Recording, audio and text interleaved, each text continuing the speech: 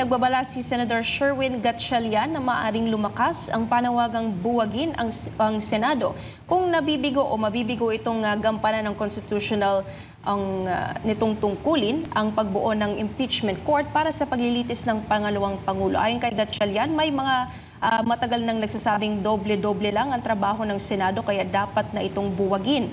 At lalakas pa raw ang panawagang ito kung makikitang iniiwasan ng Senado ang responsibilidad nito. Binigyan diin ng Senador na bahagi ng mandato ng bawat Senador ang lumahok sa impeachment proceedings at hindi ito dapat iwasan.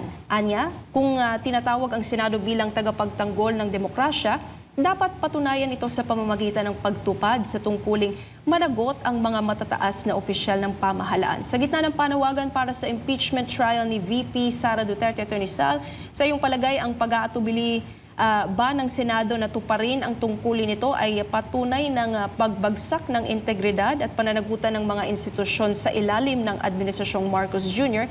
at ng kasalukuyang pamunuan ng Senado? Number one, yung sinasabi niyang dapat buwagin ng Senado, hindi lang Senado, buwagin ang Kongreso. Di ba? Matagal na natin sinusulong yan. Sapagkat ang Kongreso, sila man ay naniniwala o hindi, ang pananaw ng taong bayan, ang perception, ang Kongreso, kongresista, mga senador, sila, di umano sa pananaw, rightly or wrongly. Pero talagang yun ang perception sa mga survey. Sila'y dapat nang tanggalin sapagat hindi sila tumutugon sa kanilang mga tungkulin. Puro politika, puro di umano pagnanakaw sa pera ng bayan. Kaya dapat talagang buwagin. Kung yun ang pag-uusapan sa pagbuwag, pagtayo ka na lang ng revolutionary government. Napuntahan natin yung reason niya sa pagbuwag ng Senado. Kasi sa kanyang pananaw, yun ay isang constitutional duty na ituloy impeachment. Kasi sinasabi niya yun, dahil may mga galaw na gustong ibasura ang impeachment. Ang pananaw niya at ang pananaw ng iba, mga deans ng College of Law, mga abogado, mga whether sa dilaw, sa kaliwa, at sa grupo ng iba pa, ang saligang batas ay nagsasabi na pag nakatanggap ka ng impeachment complaint, impeachment trial shall proceed forthwith. Yan ang maliwanag daw, yan, constitutional command. Pag hindi mo ginawa yan, sabi nila, ibig sabihin, hindi mo tinutupad ang iyong tungkulin. Kaya sabi ni Senador Gatchalian, kung hindi natin tutuparin yan, wala na tayong reason to buwagin na lang natin ito.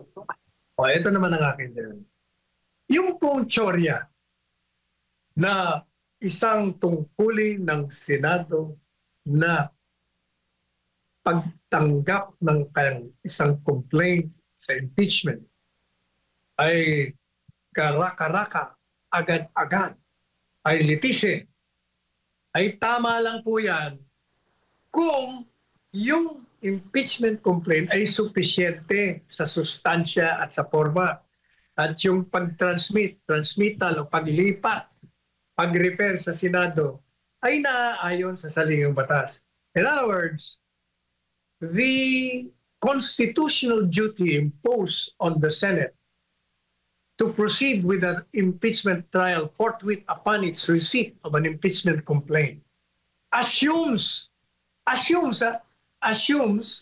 that the impeachment complaint as crafted is sufficient in form and in substance. Plus, the transmittal is in accordance with the rules and the Constitution. Ang problema nga po, may mga nakabinbin sa Korte Suprema na kini-question yan na yung transmittal mo mali. Kasi ang transmit mo yung pang-apat, dapat yung una. Kasi bawal ang magtanggap ng isang impeachment complaint ng mahigit sa isa. Apat na nga ang isinalang dyan, ang final.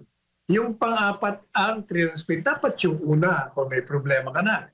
Pangalawa, yun naman sa pagdating sa sustansya, wala namang basis, yung confidential funds, yung threat. Wala talaga yun. May problema nga doon. Kaya nga, gusto ngayon ng ibang senador dyan sa Senado, ibasura on procedural grounds. Para sa kanila, may problema tayo dyan. Pangalawa pa, sabi nila, yun lumabag pa sa due process kasi hindi mo binigyan, masyadong pinatagal ninyo, 4 na buwan, nilalabag ninyo ang karapatan ng speedy trial ng isang akusado. O yan ang kanilang mga grounds. O anong tingin natin dyan? Pwede ba?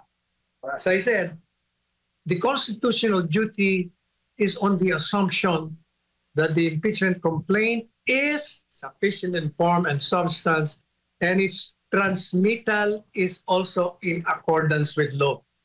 Pag sa tingin ng mga senador ay hindi ninyo tinupad yan, para sa akin, it can outrightly dismiss the complaint. Pwede na lang i-dismiss yan on that procedural grounds and violation of due process. At ang Senado may dalawang function. Legislative function at sovereign function. Pwede na lang gawin pareho yun. At kung ano man, halimbawa, may nag-file lang motion dyan tungkol dyan sa pag-dismiss. Kung sabi nila, teka muna, kailangan mag-convene muna sila. Ako hindi ako naniniwala kasi dalawa nga ang function nila. Pag ang pinag-uusapan mo ay tungkol sa impeachment, pag ikaw ay tinanggap mo yan, you are accepting that as an impeachment court and you can do it and move to dismiss and approve its dismissal. Yan ang aking pananaw dyan. So, pwede nilang gawin yan. At kaugnay po dyan, Attorney Sal, sa nakaraang linggo, matatandaan nating inihayag ni Senador Tolentino na considered dismissed ang impeachment trial ni VP Sara Duterte. Pero kamakailan lang ay sinabi niyang posibleng matapos sa loob ng 19 na araw ang impeachment trial ni VP Sara.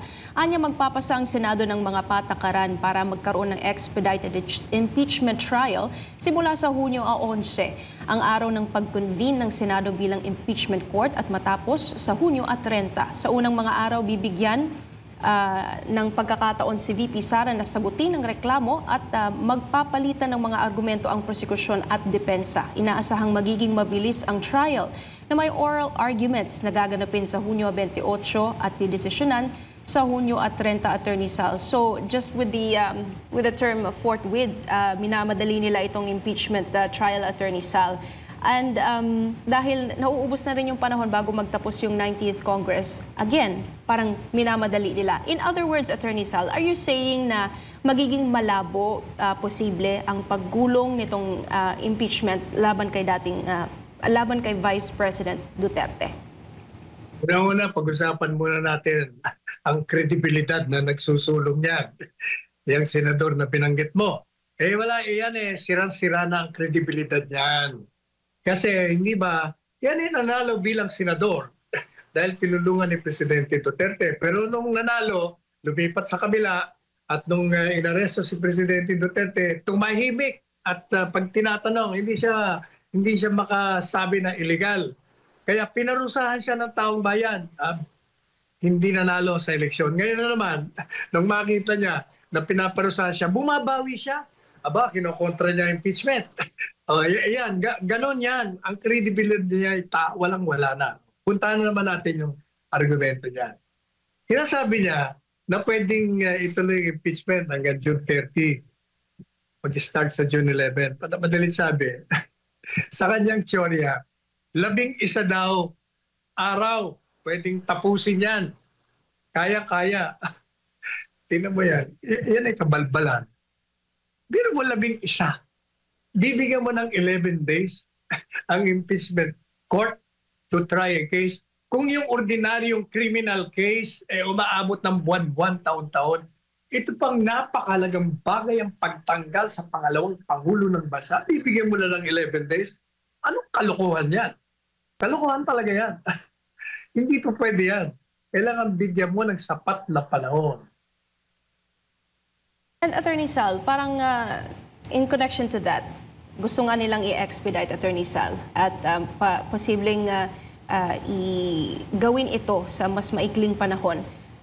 Maari daw po bang i-shorten yung mga complaints o i-summarize from example 7 complaints to just 2?